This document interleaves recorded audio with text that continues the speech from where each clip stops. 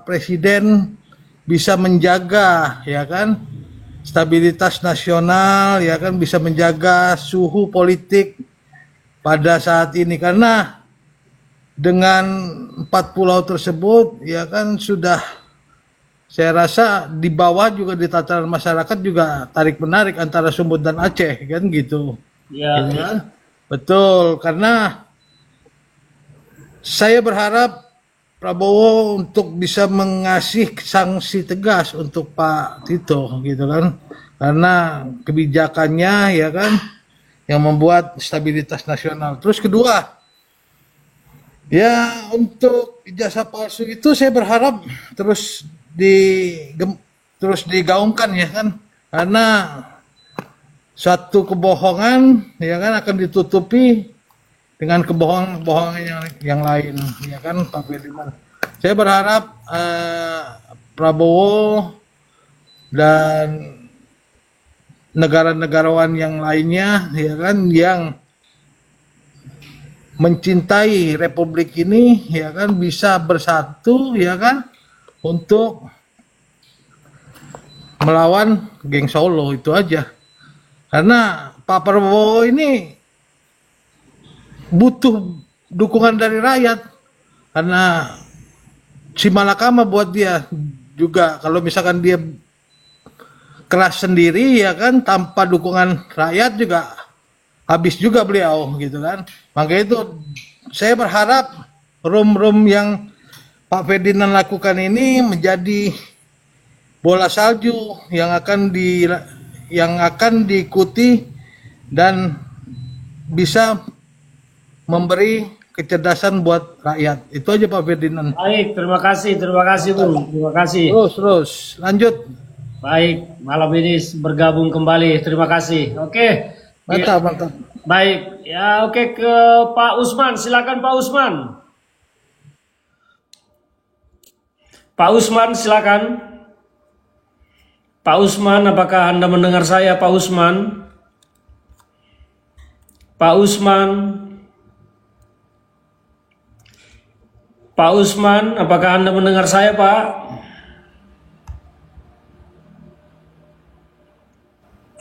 Halo, halo. Oke, silakan Pak Usman. Silakan Pak. Assalamualaikum warahmatullahi wabarakatuh. Waalaikumsalam. Selamat malam. Apa kabar Bang Ferdinand Nustayam? Kabar baik, kabar baik. Saya pun pernah waktu masih di PDI dulu ke Jakarta, dan saya pernah lihat abang, sering saya lihat di televisi, dan mungkin langsung ada jumpa juga waktu kongres itu kan. Oh, Tapi saya sekarang nggak ada lagi di situ, nggak ada lagi.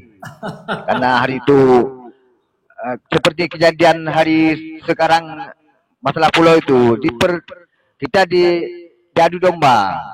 Kita sudah diangkat, akhirnya kita dipecat. Itulah kejadian di sini.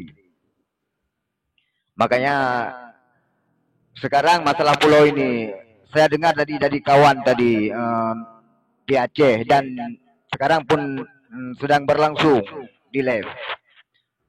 Surat itu saya dengar yang disetujui Bapak Prabowo tadi, yang untuk 4 pulau itu tidak ada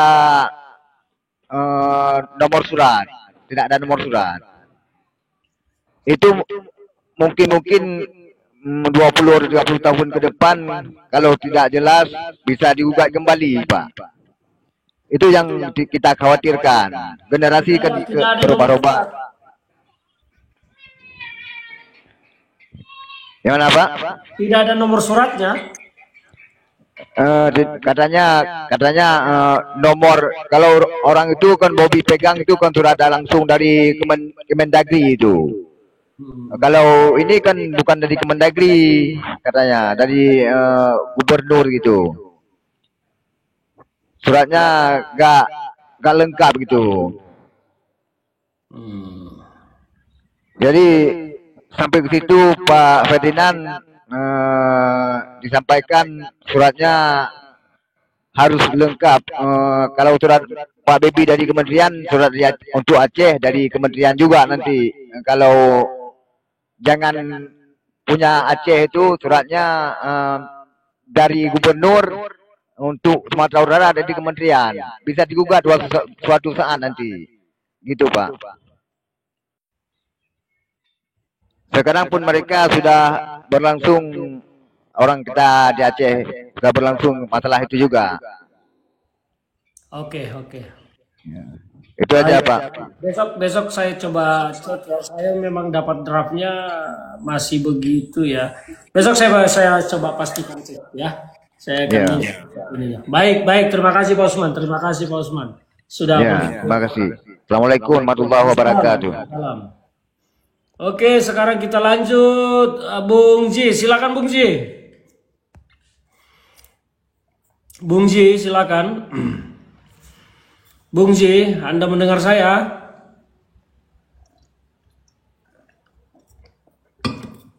Bung Ji mendengar saya? Kalau tidak, oke, silakan. Assalamualaikum. Salam, silakan. Selamat malam, salam sejahtera untuk kita semua. Saya Bang asli Putra Aceh, Aceh Tenggara tepatnya. Saya sekarang di Malaysia. Oh, oke.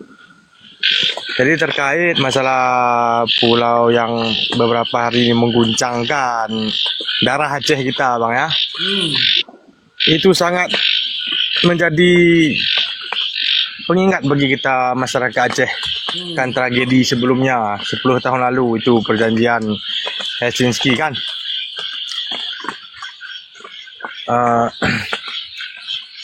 Saya ingin tahulah dari abang, mungkin dekat dengan politisi pusat sana, apa sebenarnya motif dari Pak Bobby ini sama Tito Karnavian itu bang? Mungkin abang ada bocoran lah sikit dah. Mungkin dibuka di sini saja. Saya sudah.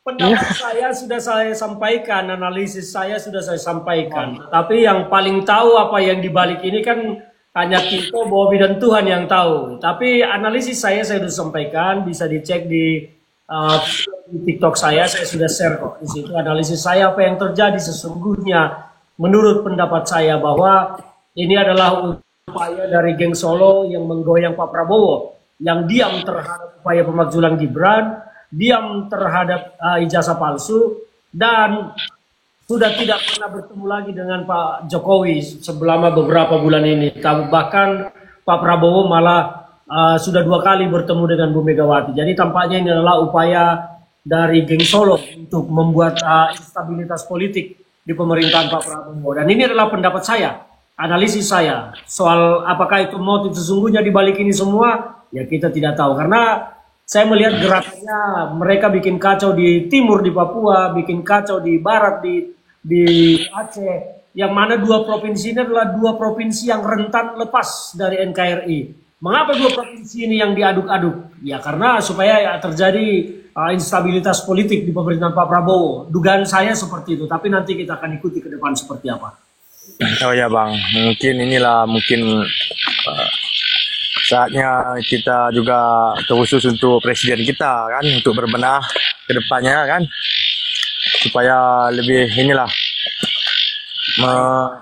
ya bang. Baik Bung Ji, terima kasih sudah bergabung ya.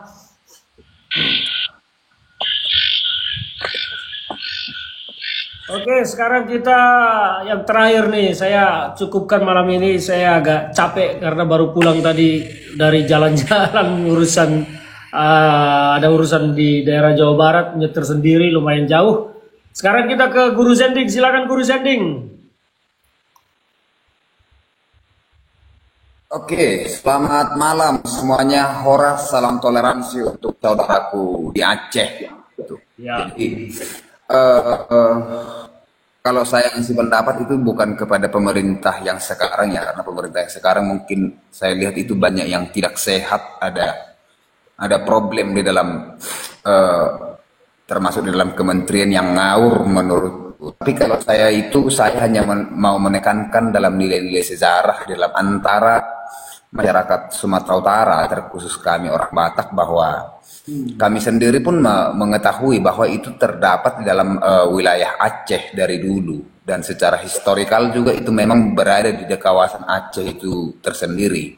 Dan yang kemudian yang mau saya sampaikan, bahwa yang terjadi sekarang itu saya tidak mau melihat dalam sudut pandang politik atau suhu politik yang terjadi sekarang, dan saya hanya berharap kepada seluruh masyarakat Aceh bahwa kami dari pihak Sumatera Utara tidak pernah ingin menyatakan bahwa itu hak kami dari Sumatera Utara. Itu bukan hak kami dan kami tidak pernah menyatakan hal tersebut. Dari sudut pandang sejarah, 1607 bahwa dari utusan dari kelompok Batak misalnya, kita pernah melakukan bentrok dan sepakat berdamai dari utusan Aquarium Dabolai misalnya. Dan kita tidak pernah membuat kesepakatan antara hal itu tentang pulau itu, bahwa pulau itu juga sudah pernah menjadi permasalahan pada masa 1607. Dan kesepakatannya di dalam catatan Verna Omandes de Pinto bahwa itu ada di dalam kawasan Aceh. Jadi saya pikir terlalu pragmatis itu pemerintah, atau termasuk itu Tito Karnavian, itu otaknya perlu diperiksa, itu bagaimana dia membuat keputusan yang bersifat pragmatis dan menguntungkan salah satu pihak gitu. Jadi saya harap itu para politisi itu yang ada di Senayan itu otaknya perlu diperiksa. Itu kalau dari saya. Salam toleransi untuk teman saya Sumatera Aceh. Terima kasih. Baik, terima kasih Bung Guru Zending. Saya sepakat bahwa memang otak-otak dari para pejabat kita ini banyak yang harus diperiksa.